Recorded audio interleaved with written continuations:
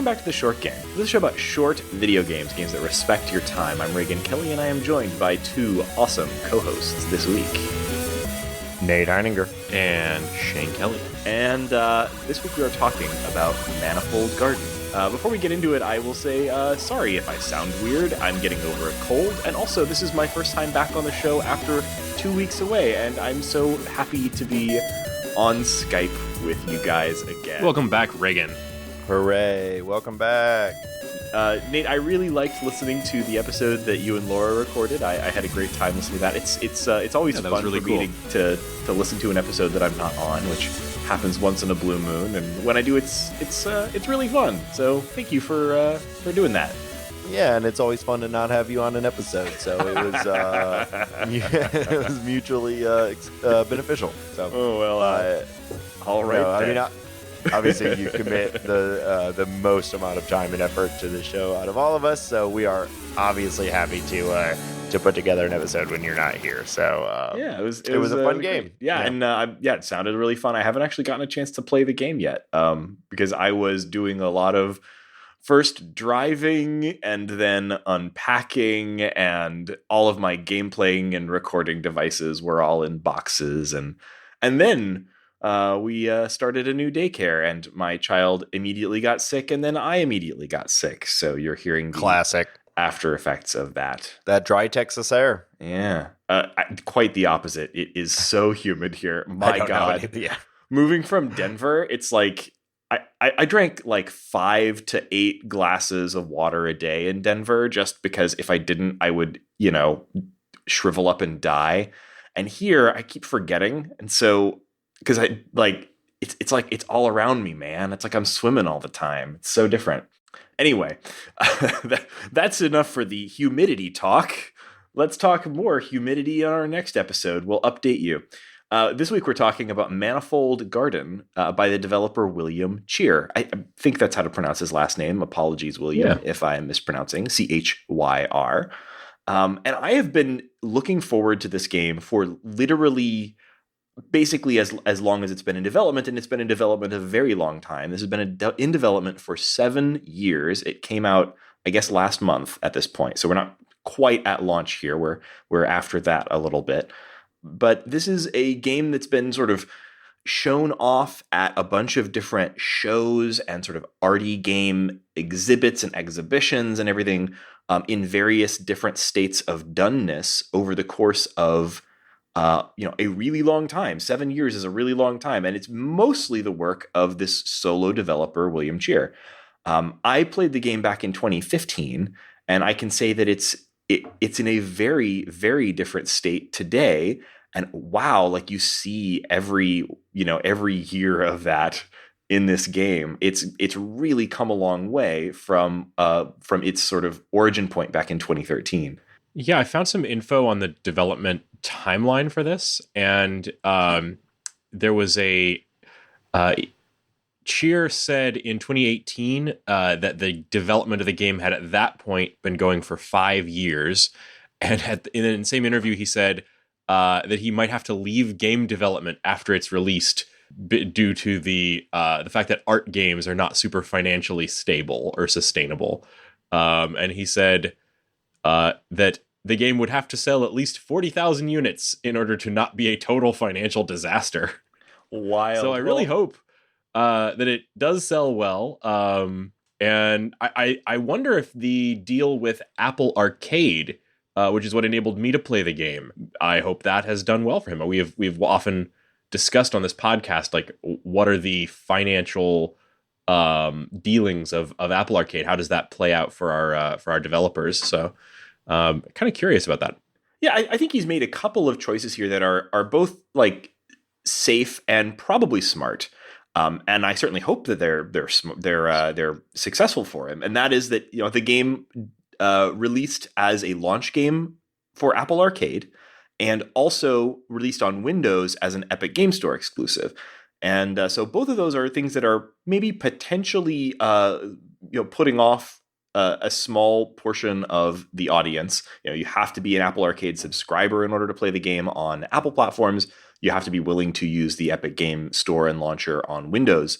It is coming to PlayStation 4 and also to Steam next year. Don't know exactly when the exclusivity ends, but it's going to be in 2020. But I think this game is absolutely worth playing if you even if you don't have Apple Arcade and just have access to this game through that. I would absolutely recommend downloading it on Epic Game Store, or maybe even just subscribe to Apple Arcade. We can talk about the different versions. I played the Windows EGS version of the game. I think both of you guys played the Apple Arcade version, right? What did you play it on? Yeah, I played it on my iMac, straight from Apple Arcade. It was actually what got me to upgrade to Catalina so that I could get Apple Arcade on my computer.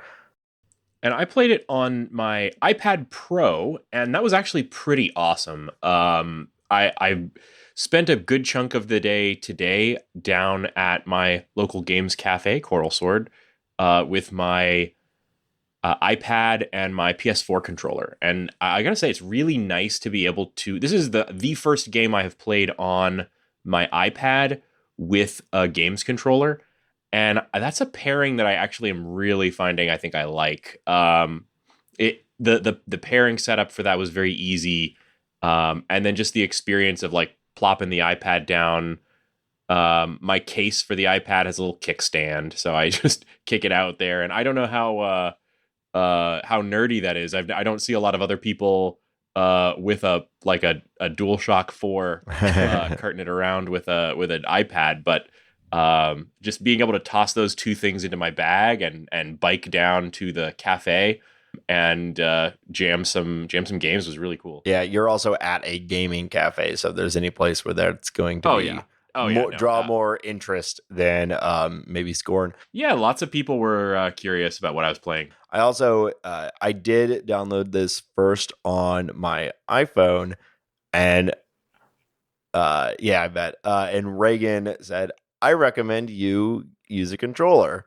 And I was like, yeah, sure. I like games on my phone. I can play this on my phone. I downloaded it. I was like, oh, yeah, okay. I need to use a controller for this. I played it for like 4 minutes on my phone before I installed Catalina on my computer and just played it straight up on my computer, also using a DualShock 4. And I mostly played it. I played it all on the Epic Game Store Windows version. I also have Apple Arcade, so I tried that version a little bit. But as a point of comparison, we're going to talk a lot about how this game looks, and it's an astonishing looking game. And I started with the EGS version on Windows, and then later tried the Apple Arcade version, and was a little bit disappointed in the performance. So I'm playing on a 27-inch 2019 iMac, not a beefy gaming PC by any stretch, but decent. And on the same computer on Windows, I was able to run it at a higher resolution, a higher frame rate. It looked really nice. I think that version is clearly the most optimized. It's trying the same machine, playing the Apple Arcade Mac version on the same computer, I had to turn a lot of the settings down in order to get a frame rate that wasn't jittery, and some of the visual effects were a little less impressive. So if that's something that matters to you, and if you have the option, I think that Windows version is probably the definitive version for now. I'm excited to see this on platforms like the PS4 because I think it's a really beautiful game, and I think it's going to probably run well on a PS4, probably at least as well as it would on a high-end Mac.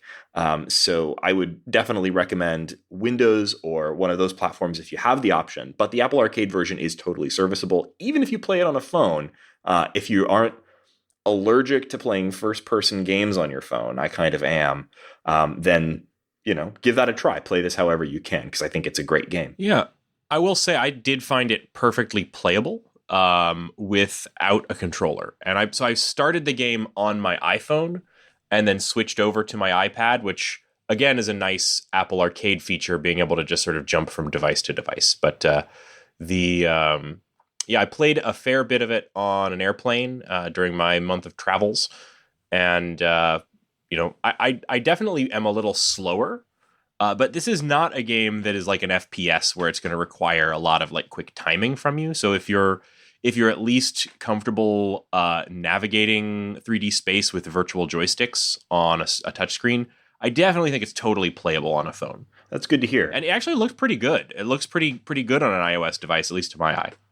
Well, so we talked a whole lot about how we played this game, but almost zero about Yes. what it is, which is a little bit backwards. So listeners, apologies for that, but it felt like the right time to talk about it for whatever reason. Let's talk about what this game is. Yeah. So this is a first-person puzzle game.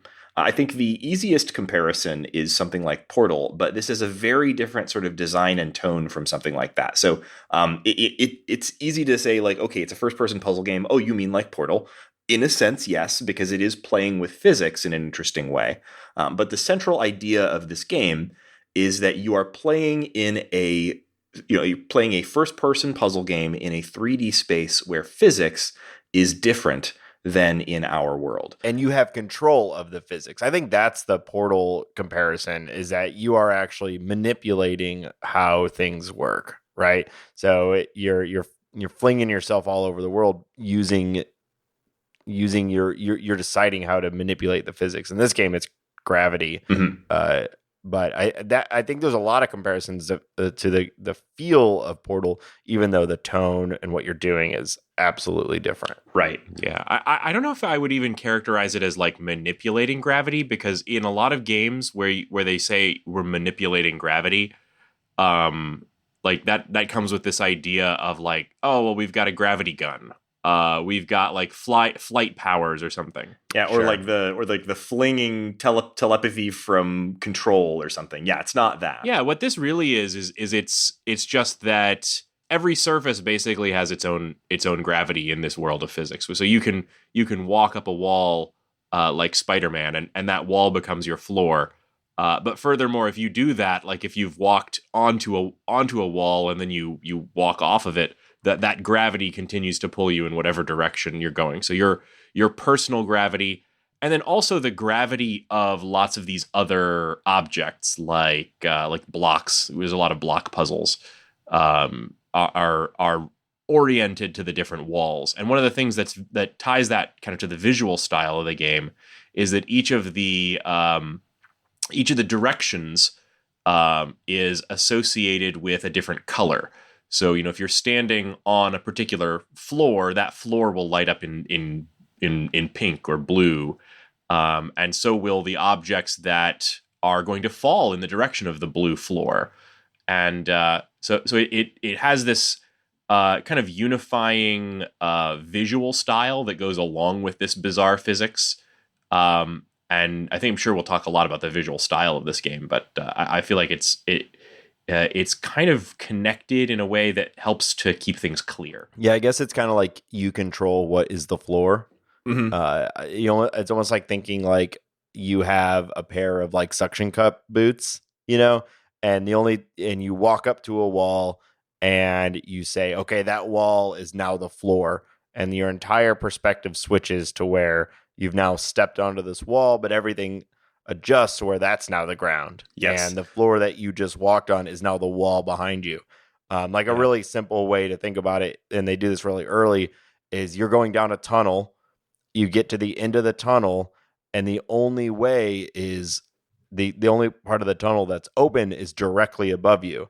So you walk up to the edge, hit the button on PS4, or on DualShock, it was R2, and now the wall that you were facing in front of you is now the floor, so the whole thing is shifted down, and what was once a tunnel going straight up is now just you walking forward. Right. And when you look behind you, the thing you just came from is now the part that's directly up, because the whole thing shifted like 90 degrees. To talk about how this plays into the puzzles, I want to kind of talk you through one of the most basic early puzzles in the game, which is related to these blocks. Like I said, there's a lot of these blocks that correspond in color to the floors.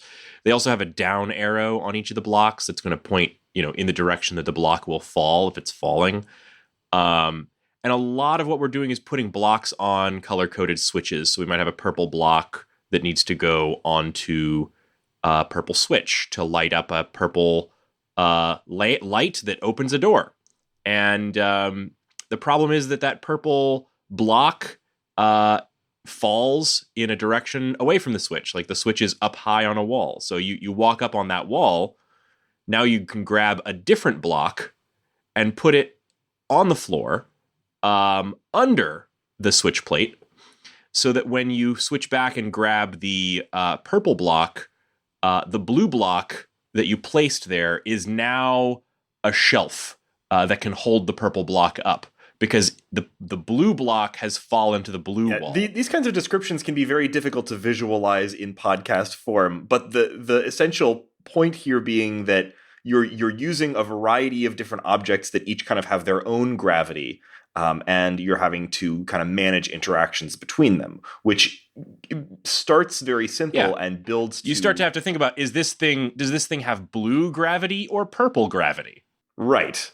Yeah, which is I loved the way that he used the colors to kind of like remind you of which direction is which. It's very very smart. Impossible. It would be the colors absolutely are such impossible a key. without it. Yeah. And there's another thing that I think it has to be mentioned here about the interaction in this game, and it is in true classic video game style. Much like the world of something like a Pac-Man, the world wraps infinitely in every direction. And so many of the puzzles have to do with the fact that you can step off of a platform and then fall infinitely through space past an infinite number of repeating manifold instances of that platform. In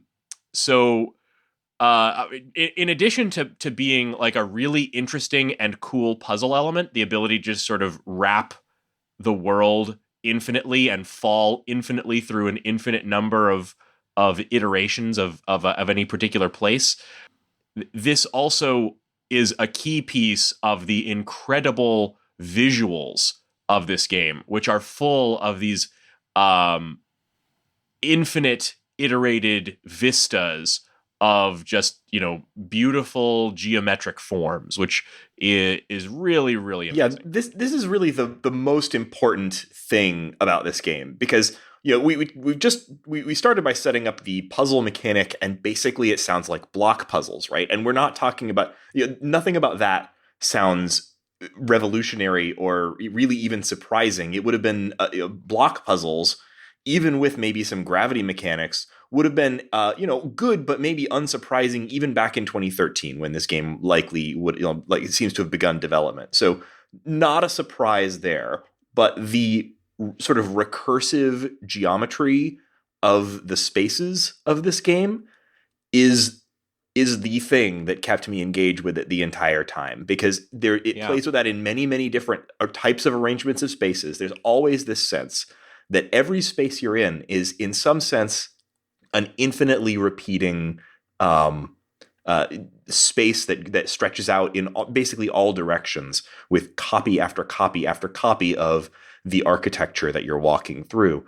And sometimes the game contains things. You go inside of a building or inside of a space, like a hallway or something, and that has its own, contained space. But even there, it's trying to play with the geometry of the space. So you might have doors that open where it's opening into a space that is impossible, larger on the inside, or a door that connects to a place that seems disconnected from where you are, that kind of thing. On the surface, this game reminded me of a game that I actually asked to cover for the show, but then several members of the show's group here I vetoed it. We're not into, called QUBE, or just Cube, which was a puzzle game developed by Toxic Games, and this is also a game that features tons of block puzzles and has been compared to Portal. But whereas, as I really got into that game, and as I guess where the rest of us got into that game and really found that it didn't work for us, this one 100% did, and I find that kind of interesting, and I put a lot of that at the feet of the incredible visuals and just generally innovative design of this game. Yeah, I think, the easy or common comparison for this game, as far as the art design or even some of like the level design and some of the visuals, is the sort of MC Escher comparison. Obviously, we've seen that in a lot of games over the last 5 years, Monument Valley being the most popular. But this is the only one I can think of where you're actually like it's first person and you're navigating these MC Escher style worlds like in it, and you're not seeing the whole picture like you are in something like Monument Valley.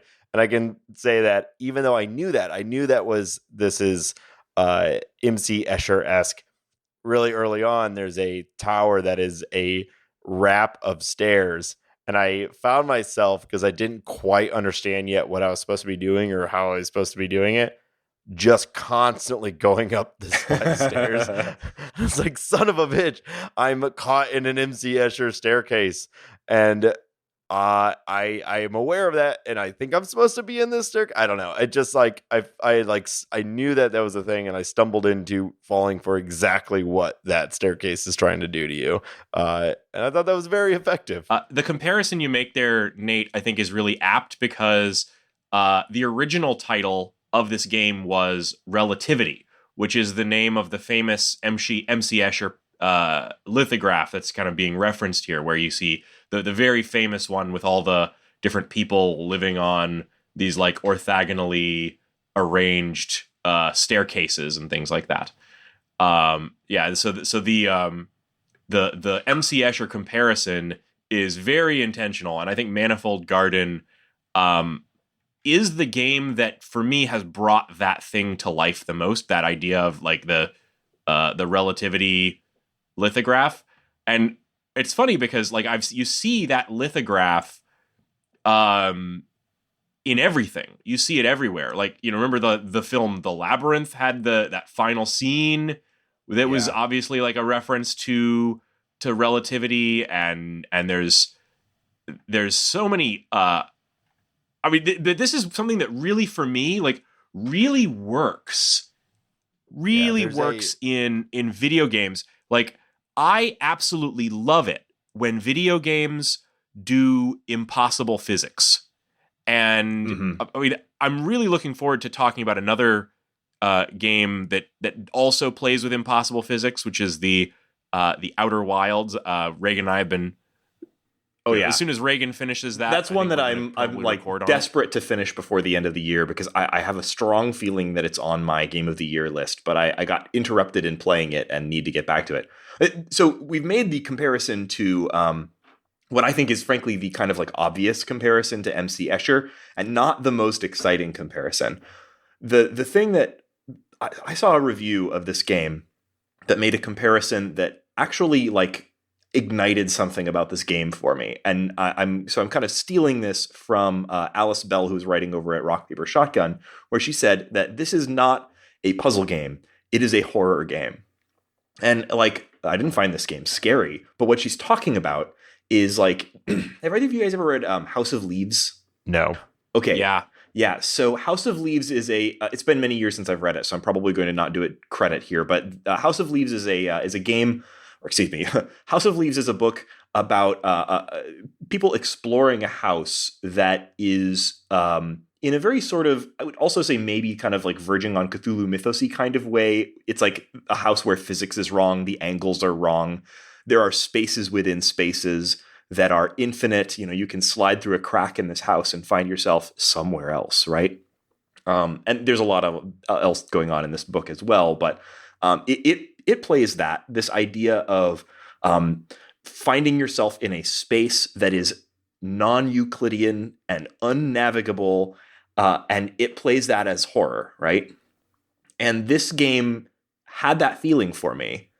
It's not meant, I think, to be a scary game by any stretch. It's not a horror game, but there's this feeling that this game gave me that I've never really had before, which is this, like, you know, you're walking through this game and, you know, you'll find yourself, for example, at like, you're in a hallway and that hallway ends in a door, and through that door, which is impossible because you can walk around the back of that door and there's nothing there, but through that door is an infinite space that seems almost impossibly complicated, full of massive columns or endless halls or a maze that seems to go on forever. And the idea of stepping into that impossible space full of impossible geometry and becoming lost forever feels kind of scary, right? It's these spaces. There's something wrong about these spaces, but the game is constantly putting you into these. And with its sort of puzzle mechanic, it's actually a fairly linear game. It's always holding your hand in a game design sense. It's always not like that there's like a arrow on the floor saying go this direction, but like through clever design, the game is leading you through these impossibly complicated spaces and never lets you truly get lost.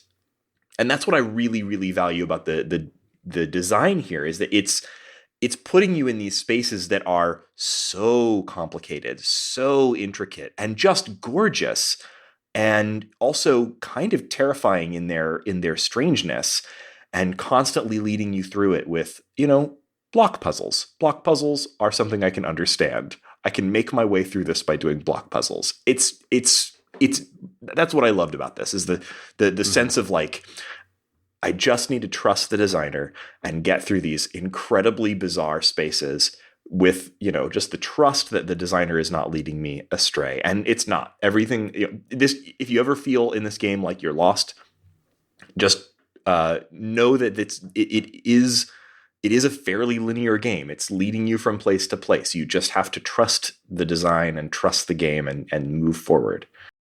Yeah, I think that's a great call out. And I think like the expanse of the space is something that really stuck out to me as well. And I think that's kind of what you're calling out here. There are times where you are, it's like to move forward, you have to basically leap off of an edge.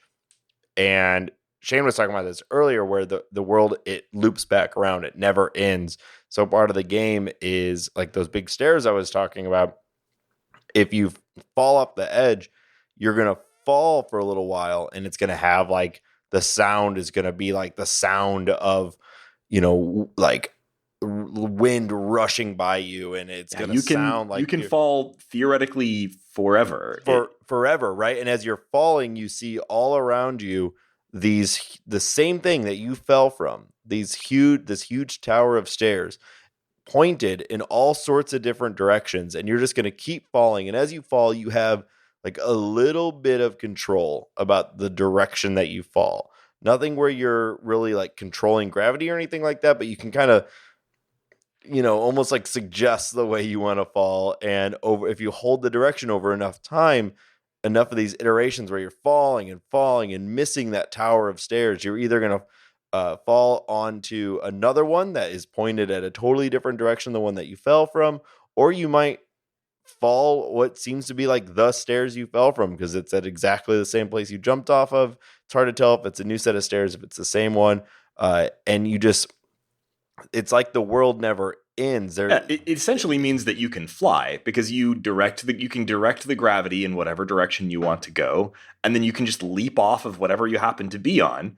If there's no jump button in this game. If I want to get up to a platform that is 6 feet above where I'm at, what I need to do is jump off and wait to fall down maybe hundreds and hundreds of feet onto that platform that's 6 feet above where I'm standing. Yeah, it never feels like flying, though. This might be the falling with style is the best you could do. Because I definitely felt a sense of like, even when I understood the mechanic, you feel like you're falling fast. Oh, you are. When if this game had fall damage, it would be a nightmare. Oh, because when you miss, like, so for that example, there's a platform like 6 feet above you. You have to walk off an edge and then fall down until you loop back around and land on it. When you miss that platform, it's not like a floaty, soft, like, oh, I almost had, just like floats past you. You're like, woof, woof, woof. You're flying. And the sound is good for this stuff too. Oh, yeah. And then you hit it and it's like thump. It has great sort of ambient sound design. Yeah. One of the things I think is really kind of key to how this game got made is just William Chyr himself is a, like, his main, I would say, profession before taking up this game, which is his first video game, is as a installation artist. Like, he's a degree in physics and economics, but he's primarily an installation artist and a sculptor.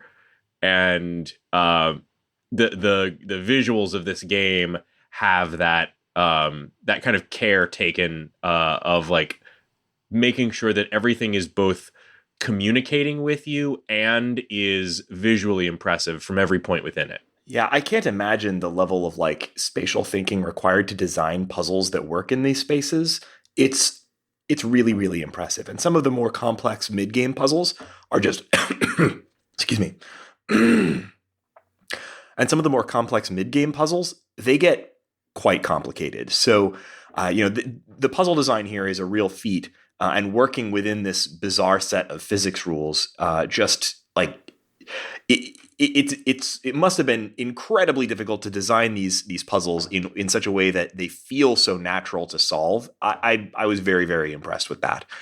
Something else we haven't talked about. We talked about the color of the game just in relation to how its puzzles work, because the blocks have puzzles. Each direction of the sort of swappable gravity directions has sort of a corresponding color.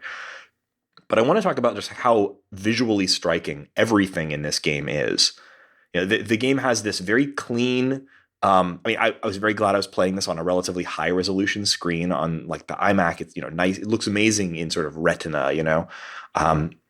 And it has this very clean, very sort of flat shaded, no texture, low poly kind of look that fits because it feels very architectural. Everything looks like it's been constructed out of perfect marble with no tone to it whatsoever. Everything looks like it's been made out of this just absolutely perfect material and is floating perfectly in these white voids that have a slight kind of warmth to the light, right? There's nothing like quite stark about it. Everything has this sort of warm emptiness to it that's just really, really visually cool.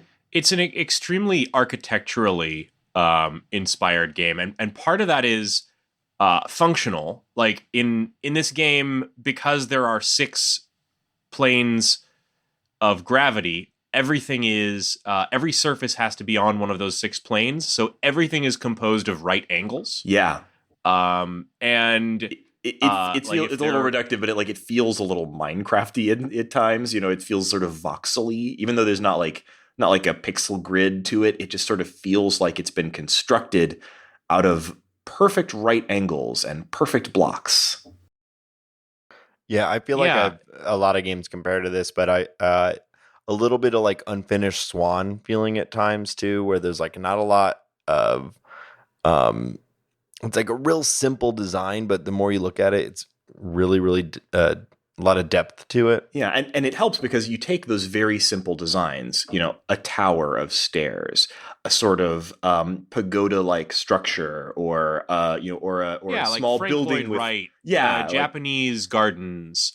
All of that's coming together. You take those structures and you repeat them infinitely in all directions, and you have something that looks really, really intricate despite its simplicity. It's just extremely brilliant. The way that this game, you come to certain places where like, okay, maybe I've been doing a puzzle inside of a small space, and then I come outside and suddenly I see the building that I've just been exploring repeated endlessly in all directions, and it was breathtaking every single time. I don't want to spoil anything about this game, but I will say that like that feeling, the feeling of like seeing infinite complexity manifesting out of sort of the recursion of simple forms, escalates and escalates and escalates throughout this game. And the ending of this game used that to such a degree that, my jaw was on the floor, and I think literally the ending of this game may have been one of the most visually striking things I've ever seen on a computer screen ever. It's astonishing. Like the art style for this game, I think it's just so good. I don't know how else to say it. Go look at video. See this game in motion if you can. A screenshot. I took 110 screenshots while playing this game. Nice. Yeah, it's what drives but just you a single screenshot, just a still screenshot doesn't quite express it. Like this game looks astonishing as you move through it. It's really something. Go watch a video of this. I was playing and like 15 minutes in, I was like, Molly, come over here, you gotta look at this, which like I don't do a whole lot. So It was. I think that's the game. Like the block puzzles are interesting, and it's it's fun with physics, right? We've been playing block puzzle, first person physics oriented puzzle games for well over a decade now. This is not a new idea. This is a new expression of that, though. Yeah, absolutely. I don't know how much else I have to say about it that wouldn't be basically just me gushing about how much I loved the visuals and what a great experience this game was for me. I really, really liked it a lot. I'm so glad that I played it. And I'm a bit sad that I didn't get to it closer to its release. When it came out, I was just, it came out at a busy time. And I didn't quite get around to it until, this game is 7 years in the making. We're 1 month behind launch. I think we're okay. Yeah, that's true. We're going to be fine. That's true. And also, my playthrough of it got interrupted by the move. I played about the first half and then had to pack up my iMac I was playing it on. So I was sort of stuck and had to come back to it later. But the whole time while my iMac was in storage, I was thinking about I'd really like to get back to that and finish it. And I can't recommend this game enough. I think it's one of the most visually impressive games that I've ever played. And the puzzle design is also very, very good. I mean, I won't say it's the best of the best of the best. It's a first person block puzzle game, but it has ideas in it that are absolutely unique. So if you can play this, and you probably can because it's on Apple Arcade, definitely give it a try. And if for some reason you don't like the idea of playing it on a mobile device and you don't have access to a Windows PC, or you maybe you don't like the idea of buying it on the Epic Game Store, well, it'll be coming to Steam. It'll be coming to PS4 next year. So look forward to it there if you haven't got it. Access to it yet. Yeah, I think wherever you can play this will probably be worthwhile. I definitely think a controller is going to make it a better experience. Or mouse and keyboard. I did mouse and keyboard. Yeah, that's also perfectly fine. For sure. That's how I prefer first-person games. Third person, I prefer a controller, but first person, if I can, I do a mouse and keyboard. I guess I mean a way to control it outside of a touchscreen. Yeah. And, like Shane said, even that, it might work for you. It's not a game where you need this sort of fast responses. I did find that it was challenging to do things like moving the block around in first person is occasionally challenging. So I was glad I was playing it with precise input devices, but I think you probably could play this on a touch screen if you were patient. Yeah, I think so. I would like to also call out the website for this game, which is, first off, manifold.garden. That's awesome. And secondly, I think it's very clever that manifold.garden allows you to scroll down infinitely, repeating the content of the website an infinite number of times. Oh my God, that's really funny. That's really clever. I didn't notice that until just now. Oh wow, that's very clever. That's what happens when you have 7 years of designing your game, and you're like, I don't have anything else to do on the game right now, but I want to keep working on it. Let's make the website awesome as well. That's super smart. I also would just quick little side note. I thought this game was really, really cool. I did notice it's something I experienced with observation as well, which is not something I've really had before. But both of these games I found to be, it kind of gave me a headache sometimes swapping between the 3D space over and over and over, going just jumping around as much. And I had to sort of step away from it from time to time so that I would not have as big of a headache. So if you are sensitive to that sort of thing, which apparently maybe I am now, I don't know, you might want to be prepared for that. But don't let it dissuade you from trying out this game because it's gorgeous. Yeah, absolutely. So apart from this game, which made me pretty happy the whole time that I was playing it, what has been making you guys happy this week? Shane, what's making you happy? I guess, well, the main thing making me happy is that I am on a little staycation, and I'm taking that time to do some stuff like re-landscape my backyard But I've gotten a lot of fun things done, including I spent a nice chunk of my day yesterday painting miniatures, and I painted more miniatures in one day than I've painted in the entire rest of the year, which, it's wonderful to take that time and just sort of devote yourself to the things you love. Shane, are you working on a miniature of Scourge Hammerkill Jr.? I am not. I would love to paint a Scourge Hammerkill Jr., but I don't find that there's a lot of orc bard miniatures for sale in the miniatures places that I shop. I am painting some of my favorite D&D monsters, which are myconids or mushroom men. I am doing a whole little cadre of myconids, from one gigantic fat one to a bunch of little teeny tiny ones to some medium-sized ones that look like they're casting spells. Nice. I have always loved mushroom guys. The very first D&D that I ever ran was for Raygan and our friend Matthew Tuttle, and I think we were like 12 or 13. Mm-hmm. And I think Daniel Levy was there, if you remember either of those guys, Raygan. And I tried to DM some 3rd edition D&D at that time, or maybe no, 2nd edition D&D, and the result was about an hour of dicking around and making characters, and then Matthew Tuttle tried to sleep with the mushroom woman, and I was disgusted. And I believe I killed his character, and the campaign ended there. Let that be a lesson to you. Never try to sleep with the myconid. Yep, classic teenage D&D. Yeah, don't try to sleep with the mushroom queen, guys. That's just bad practice in terms of Dungeons and Dragons. I think only a bard with an extremely high charisma could achieve such a feat.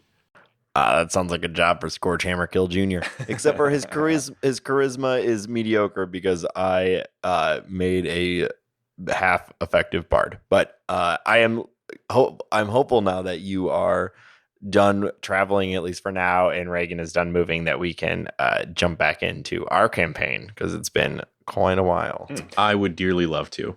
I would love that too. So I will recommend for my what's making me happy this week.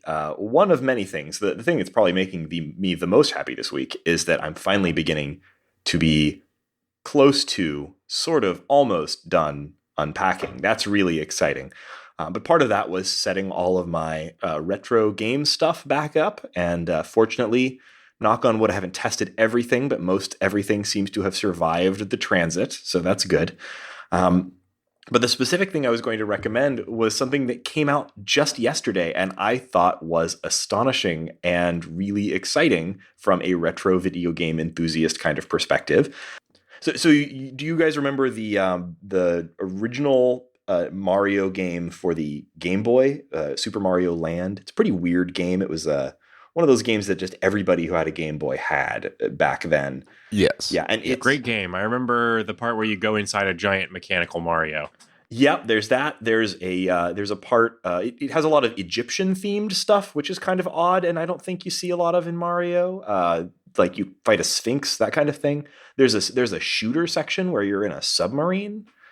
Oh man, I absolutely had this game, and I've not thought about it in like 20 years. Yeah, that's wild. So it's a pretty cool game, and an anonymous SNES homebrew developer made an SNES remake of it this week that just came out, just was released.